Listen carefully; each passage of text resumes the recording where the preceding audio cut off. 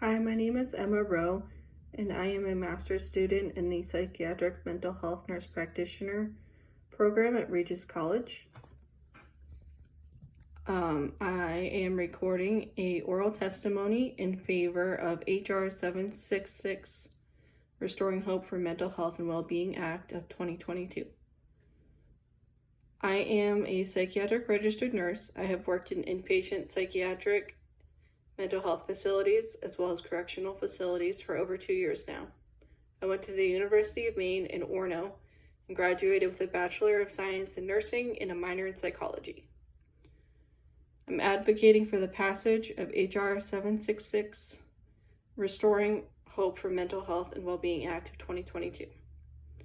This act reauthorizes through the year 2027 and expands various programs and grants that target mental and behavioral health care.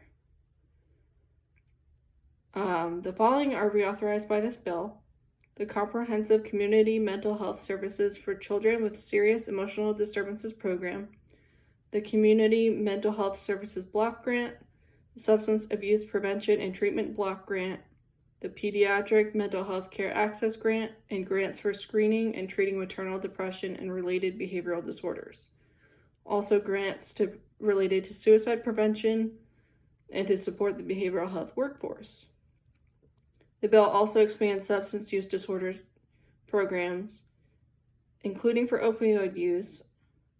As far as opioid use, this bill would prevent people from having to have been addicted to opioids for a full year before receiving treatment.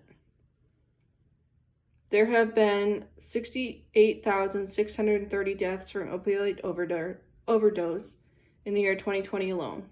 This number has continued to grow in the past several years. Not only do people die from opioid overdose, using opioids impacts mental health. People are more likely to have mental health problems when they use opioids, such as depression. Also, this bill targets children with mental illness. Mental illness can occur early in childhood, and it's important to treat it early to prevent lifelong complications.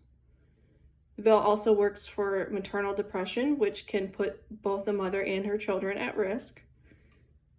And it targets suicide prevention.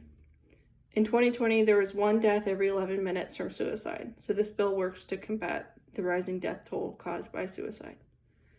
Finally, this bill works to support people in the behavioral health workforce who often get burnt out and leave the workforce early. Without these people in behavioral health working, no one would be able to get necessary behavioral health care. Thank you for listening. Again, my name is Emma Rowe. If you have any questions, feel free to reach out to me. I urge you to vote in favor of the Restoring Hope for Mental Health and Wellbeing Act of 2022.